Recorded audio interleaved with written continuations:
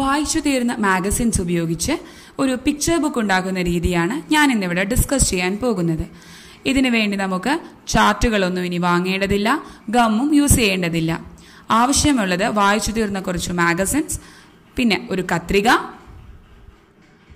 പിന്നെ ഒരു A4 ഷീറ്റും ഒരു പൗച്ച് ഫയലും. ഇവിടെ നമ്മളൊരു അഡ്വർടൈസ്മെന്റ് ആണ് എടുത്തിട്ടുള്ളത്.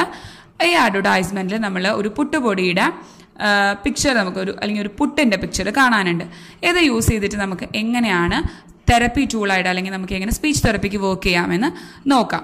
അപ്പോൾ ഈ ഒരു ചിത്രത്തിൽ നിന്ന് നമുക്ക് ഈ വസ്തു എന്താണ് എന്നുള്ളത് പഠിപ്പിക്കാം, എത്ര എണ്ണമുണ്ട് എന്നുള്ളത് പഠിപ്പിക്കാം, ആരുണ്ടാക്കി, എങ്ങനെ ഉണ്ടാക്കി, ഇത് ഇന്ന് കഴിച്ചോ കഴിച്ചില്ലേ, അമ്മയാണോ ഉണ്ടാക്കിയത് എന്നിങ്ങനെയുള്ള ചോദ്യങ്ങൾ വഴി കുട്ടിയുടെ വൊക്കാബുലറി കൂട്ടാം, കുട്ടിയുടെ സെൻറ്റൻസ് ലെങ്ത് കൂട്ടാം, അതുപോലെ എണ്ണാൻ പഠിപ്പിക്കാം, yes or no ക്വസ്റ്റ്യൻസിൽ വർക്ക് ചെയ്യാം, WH ക്വസ്റ്റ്യൻസിൽ വർക്ക് ചെയ്യാം.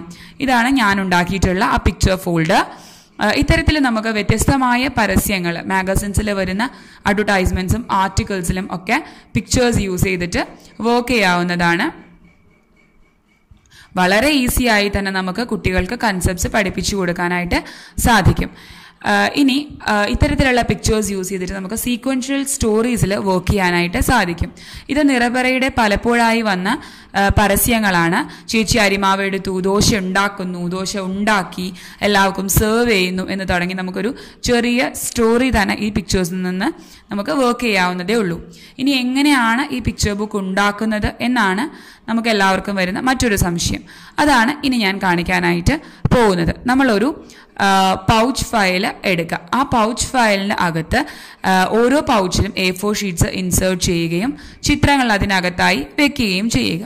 അപ്പോൾ ഇത്തരത്തിൽ നമ്മളൊരു പിക്ചർ ബുക്ക് ഉണ്ടാക്കുന്നത് വഴി നമ്മൾ വർക്ക് ചെയ്യുന്ന ഗോൾസ് എന്ന് പറയുന്നത് കുട്ടിയുടെ വൊക്കാബുലറി, വാക്കുകളുടെ എണ്ണം കൂട്ടാം, വാചകങ്ങളുടെ എണ്ണം മീൻസ് അതിൻ്റെ നീളം കൂട്ടാം, നമുക്ക് കൗണ്ടിങ് പഠിപ്പിക്കാം, നേരത്തെ പറഞ്ഞ പോലെ തന്നെ yes or no questions, WH questions, ആര്, എന്ത്, എങ്ങനെ, എപ്പോൾ എന്ന് തുടങ്ങിയ WH questions, sequential small stories, ചിത്രങ്ങൾ ഡിസ്ക്രൈബ് ചെയ്യാൻ പഠിക്കാം, കോഗ്നിറ്റീവ് സ്കിൽസ്, അതുപോലെ തന്നെ കമ്മ്യൂണിക്കേറ്റീവ് സ്കിൽസിൽ നമുക്ക് ഇത്തരത്തിൽ വർക്ക് ചെയ്യാനായിട്ട് സാധിക്കുന്നു.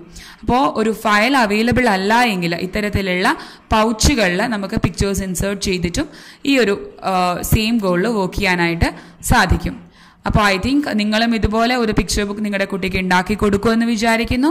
നിങ്ങളുടെ അഭിപ്രായങ്ങളും നിർദ്ദേശങ്ങളും സംശയങ്ങളും എല്ലാം താഴെ കമൻറ്റായി രേഖപ്പെടുത്തുക. Thank you for watching and mail me at dhwani speech therapy center@gmail.com. Thank you so much.